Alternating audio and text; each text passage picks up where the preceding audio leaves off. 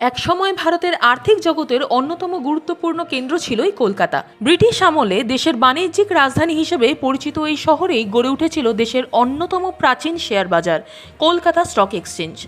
একসময় লেনদেনের পরিমাণ এবং প্রভাবের দিক থেকে বোম্বে স্টক এক্সচেঞ্জের সঙ্গেও পাল্লা দিত এই প্রতিষ্ঠান। কিন্তু শতাব্দীরও বেশি ইতিহাস বহনকারী সেই স্টক এক্সচেঞ্জ আজ কার্যত বন্ধ। প্রশ্ন উঠছে, পশ্চিমবঙ্গে সরকার পরিবর্তনের পর কি আবার নতুন করে প্রাণ ফিরে পেতে পারে কলকাতা স্টক এক্সচেঞ্জ? 1908 সালে প্রতিষ্ঠিত কলকাতা স্টক এক্সচেঞ্জ ছিল ভারতের দ্বিতীয় প্রাচীনতম স্টক এক্সচেঞ্জ। স্বাধীনতার আগে এবং স্বাধীনতার পরবর্তী কয়েক দশক পর্যন্ত পূর্ব ভারতের শিল্প বাণিজ্যের অন্যতম কেন্দ্র ছিল এটি। জুট, চা, ইঞ্জিনিয়ারিং, খনি এবং উৎপাদন শিল্পের বহু সংস্থার শেয়ার লেনদেন হতো এখানেই। এক সময় প্রায় 1000-এরও বেশি ব্রোকার এই এক্সচেঞ্জের সঙ্গে যুক্ত ছিলেন এবং প্রতিদিন বিপুল পরিমাণ লেনদেন চলত। কিন্তু 90 দশকের অর্থনৈতিক উদারীকরণের পর ভারতের শেয়ার বাজারে দ্রুত পরিবর্তন আসে। প্রযুক্তি নির্ভর লেনদেন, অনলাইন ট্রেডিং এবং জাতীয় স্তরের এক্সচেঞ্জগুলির উত্থানের ফলে ধীরে ধীরে পিছিয়ে পড়তে শুরু করে কলকাতা স্টক এক্সচেঞ্জ। বিশেষ করে এর দ্রুত বিস্তার এবং আধুনিক ট্রেডিং ব্যবস্থার সঙ্গে তাল মেলাতে না পারার কারণে সিএসসির গুরুত্ব কমতে থাকে। পরবর্তীতে নিয়ন্ত্রক সংস্থার বিভিন্ন নির্দেশিকা ও আর্থিক সমস্যার কারণে এক্সচেঞ্জের কার্যক্রম প্রায় থমকে যায়। 2013 সালের পর থেকে পরিস্থিতি আরও জটিল হয়ে ওঠে।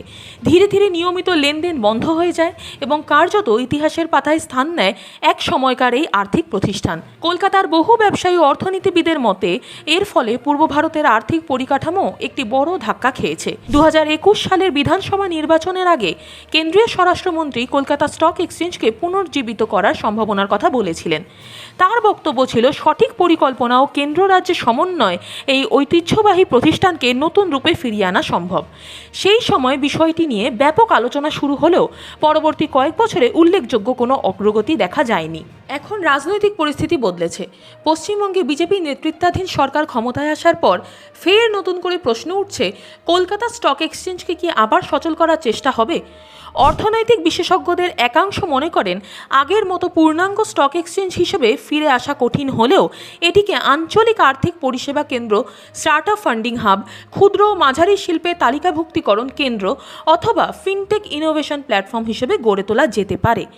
বিশেষজ্ঞদের মতে শুধুমাত্র আবেগ বা ঐতিহ্যের কারণে নয়, পূর্ব ভারতের অর্থনীতিকে আরও শক্তিশালী করতে একটি আধুনিক আর্থিক কেন্দ্রের প্রয়োজন রয়েছে।